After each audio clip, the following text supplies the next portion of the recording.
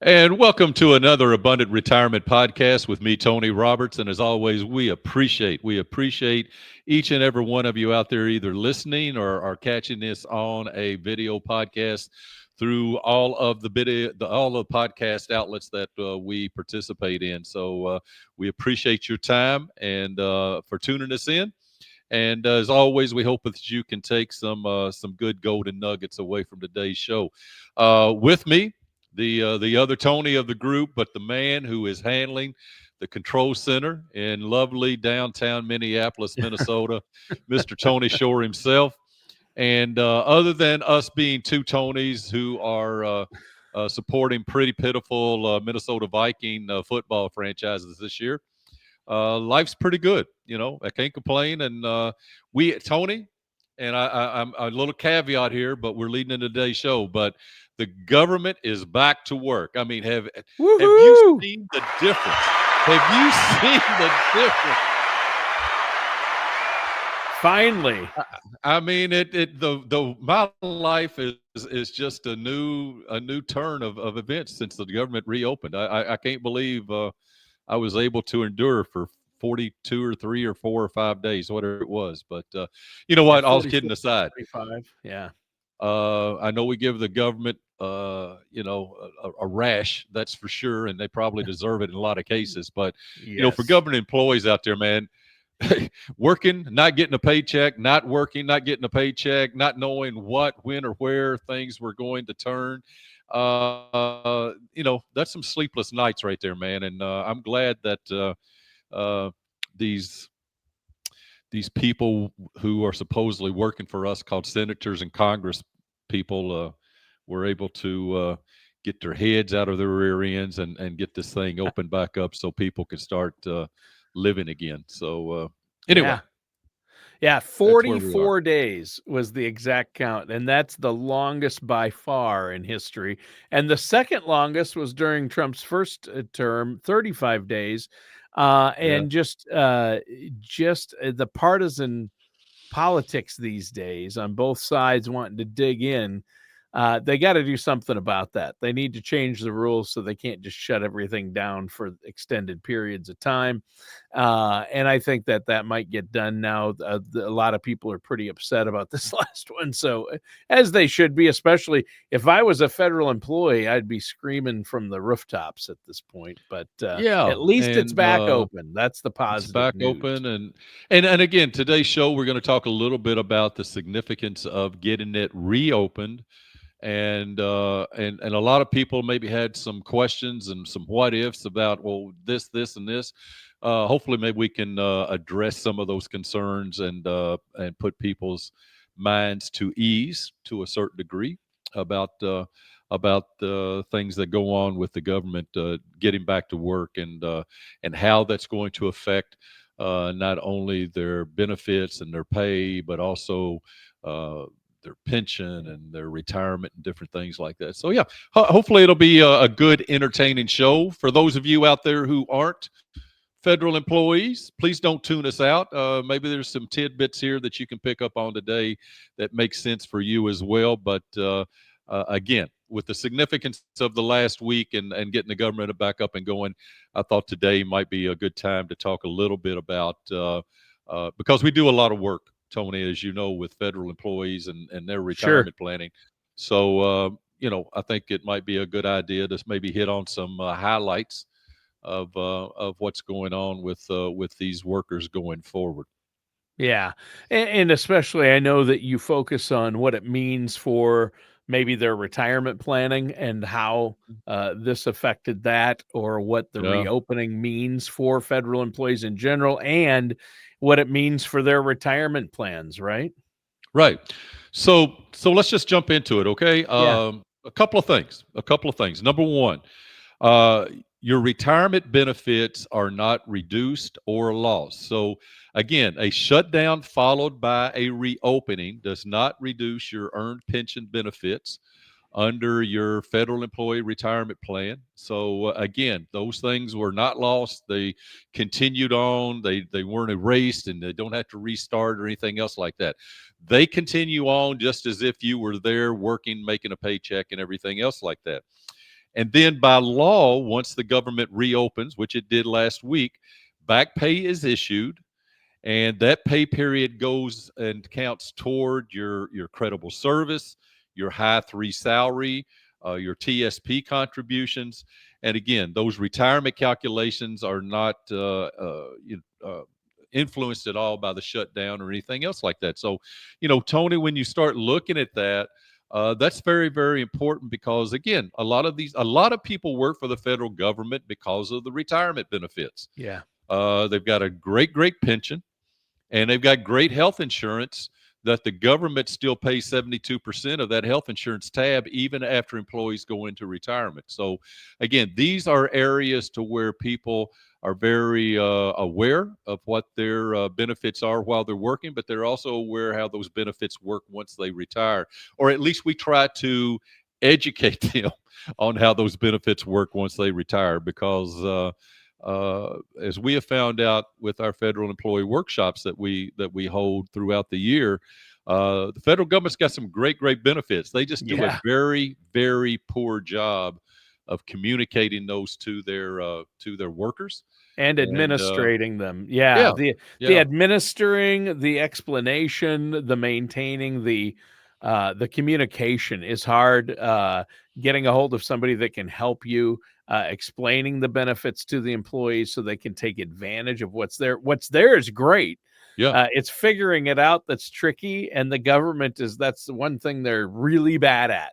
They're good at complicating it, but federal benefits and a lot of states too. Just to add that, I know, where I grew up in Minnesota, I knew people that worked for the state. They had great benefits. Federal employees, the benefits are good. They're better than a lot of benefits in the private sector, but then right, they make up for it because the regular pay isn't always that of what it is in the private sector. So, correct. it kind of helps make up for that. But a shutdown followed by a reopening, that doesn't reduce. I just want to clarify that does not reduce pension benefits in any way, does it?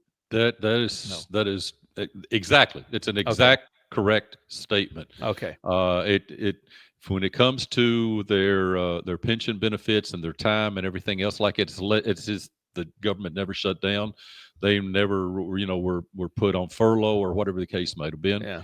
It continues on, and now once they're back to work, again it picks up as if nothing had ever happened. Now, few of the mechanics. Okay, for instance, let's talk about maybe the federal workers TSP, the thrift savings plan, which is Sure. their 401k. Yep. Um, while the government was shut down, the agency didn't contribute up to their 5% matching. The federal employees, because they weren't getting a paycheck in many instances, were not contributing to Mm. their TSP. So again, all of that is starting back up. Most of these employees are getting their back pay, and once that back pay is triggered, then it goes in and calculates what those TSP contributions are. It calculates what the matching contributions are, and all of that then goes into the TSP funds, which are managed by BlackRock, and that all gets going, and Hart starts resuming as if nothing stops. So again, those lost contributions are restored, the back pay is processed, and if there's any makeup contributions that the federal workers need to take care of, they are allowed to do that as well. So Mm. uh, again, the TSP, the for lack of better words, the federal government's 401k allows you to go in there and start everything back up as if nothing it was lost. Has all the matching. Goes and counts as continuing service and everything else like that. So that's Mm. very, very important. So Um, yeah, your retirement benefits are not reduced or lost, which no, is good news. yes, And the missed pay during that shutdown, it still counts toward your pension, is that what is you're true. saying. Wow, That is true. that's Yep. good. So it's all good. That's all good from that standpoint. Now, as you well know, Tony, throughout this year, a lot of the upheaval with the federal employees has been, a lot of cutbacks in the different Yeah, departments, layoffs, cutbacks. people taking early retirement, Yep. taking what they call the voluntary elective retirement. Uh, a lot of them, it was triggered toward the end of September. Then they came out with a second round that was triggered more toward the end of the year. But regardless, several tens, if not hundreds of thousands of employees, federal government employees, took these early outs, decided to retire early or whatever the case may be. Mhm. Well, guess what? That paperwork is manually handled by a bunch of people that work in a cave up in Pennsylvania someplace. We think in Who are 2025 themselves we probably just getting back to work you because the think government was shut down. you think in 2025, Tony, we'd have a better system than going down into a cave and manually inputting all of this data. But It's as of right unbelievable. now, that's the way it happens. But again, tens, if not hundreds of thousands of employees wanting to have their paperwork processed so that they can not only retire, but retire and start having their benefits kick in, i.e. their pension and, pay and different things like that. So again, these workers are getting back to work and trying to catch up on all of that paperwork and getting this stuff processed. So the employees who have actually already retired or those who are getting ready to retire, in the next 30, 60, 90 days are going to be on track, on target to where they can start, having their benefits begin, their pensions begin, and things of that nature. So that's another good thing of the government reopening, a Sure. consequence of that happening for people that are getting ready to retire. Sure. So Um, the retirement application process had stopped because of the shutdown. You're saying it restarts, and that processing, OPM processing, that basically slows down or pauses when the government reopens because right. it takes a while. All these retirement claims begin moving again. Backlogs exist. So yeah, Yeah. and interim pay continues until your final retirement is Yeah, complete, and right? that's the piece of it right there, and a lot of people don't understand that. You're going to get paid. Your pension benefit's going to probably be paid at about 70% of your full level once you have final pension sign off by OPM. But the other thing too, while you're getting paid a partial pension while OPM is getting you to final, you still are covered with your benefits, but you're not having to pay for your more costly benefits, such as your health insurance or your life insurance. So those two benefits are still into place, but they're not taking deductions out while you're going through the finalization process. And Tony, that could take months.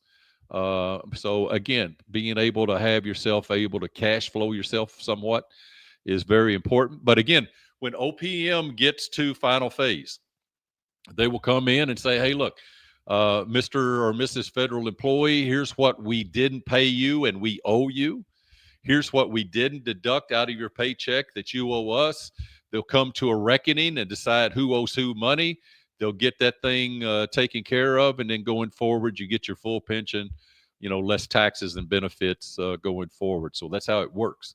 But at least these people are back, processing that so the people who are getting ready to retire can do so with under normal circumstances, which haven't existed now for about the past 5 or 6 weeks. So that's important.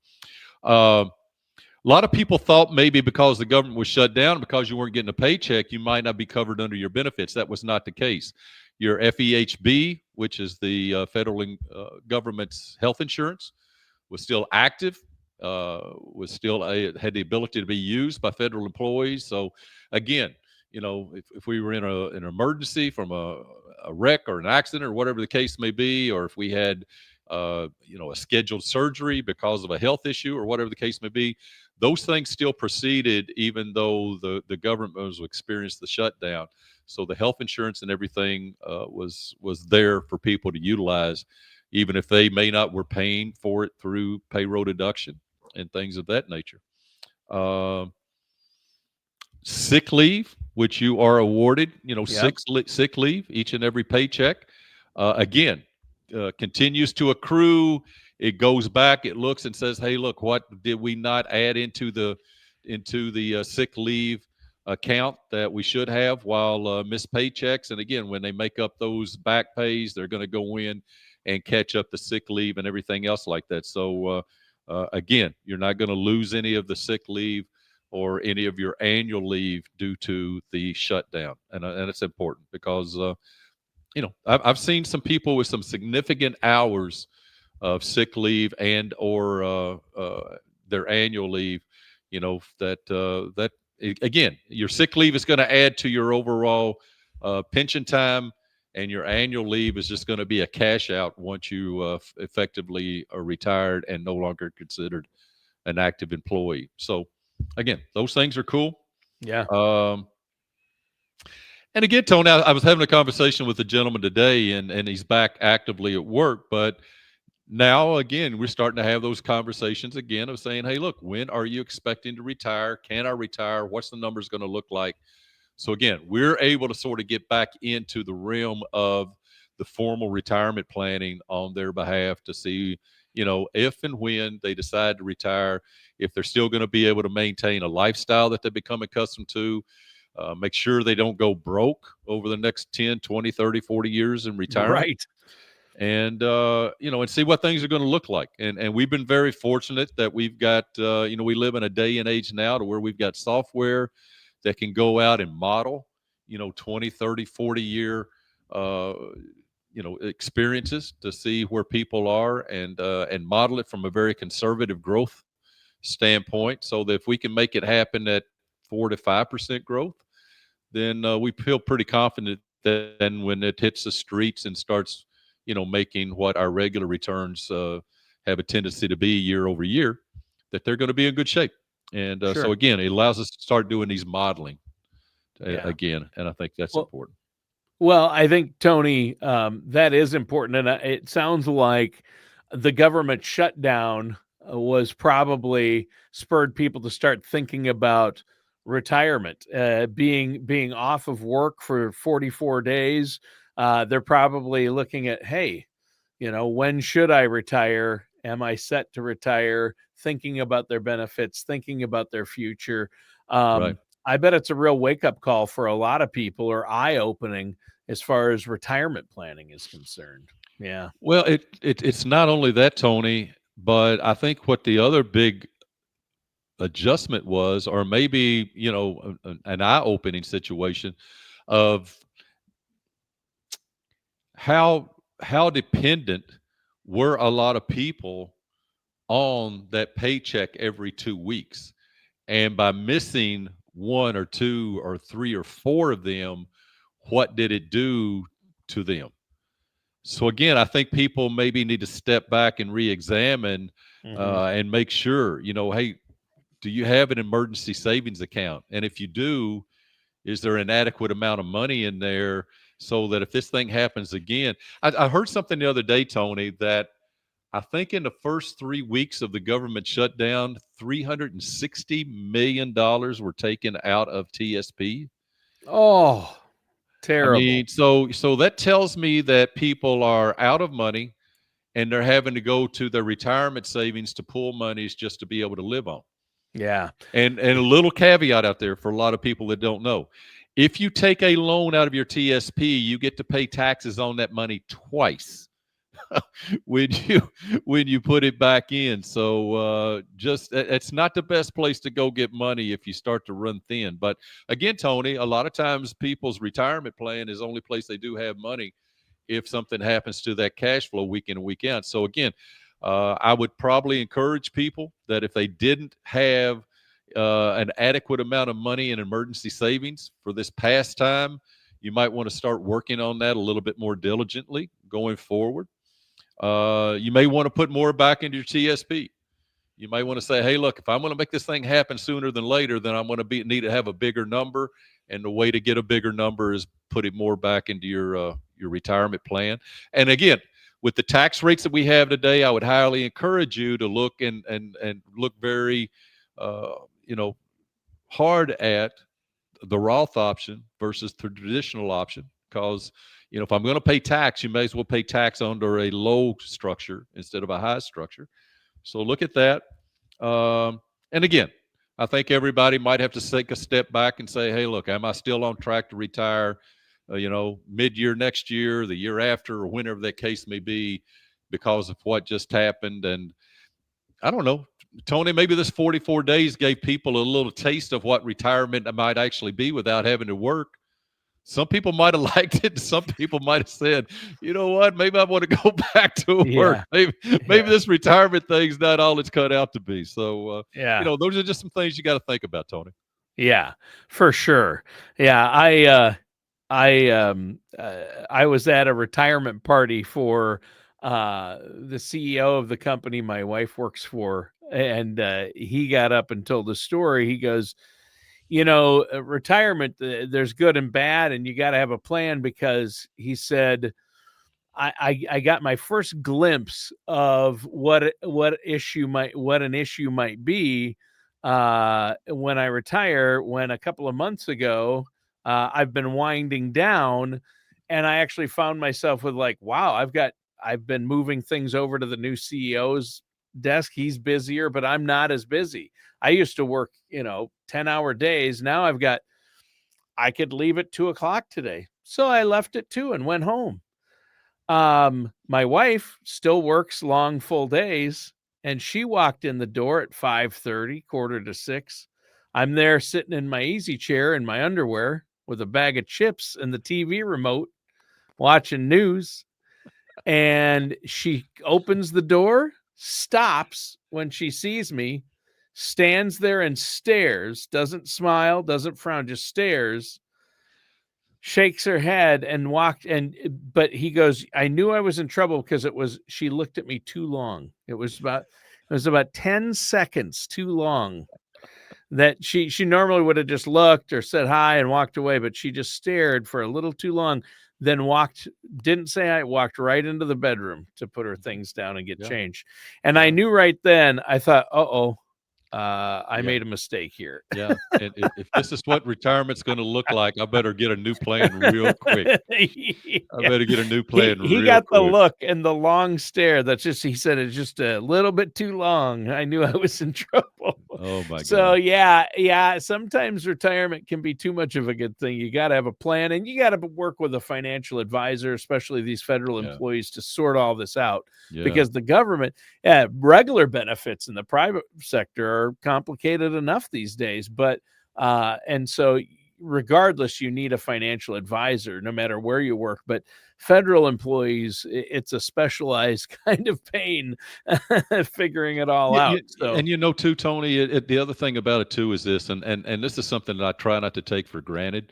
I mean, we oversee, a handful of retirement plans each and every day. I mean, between, either working with new clients coming in the door and initially just starting to put everything together, or having, our hands with our current clients and their ongoing retirement plans and seeing how things need to happen. So again, it's very common to us to work with these and feel comfortable and work with them and everything else like that.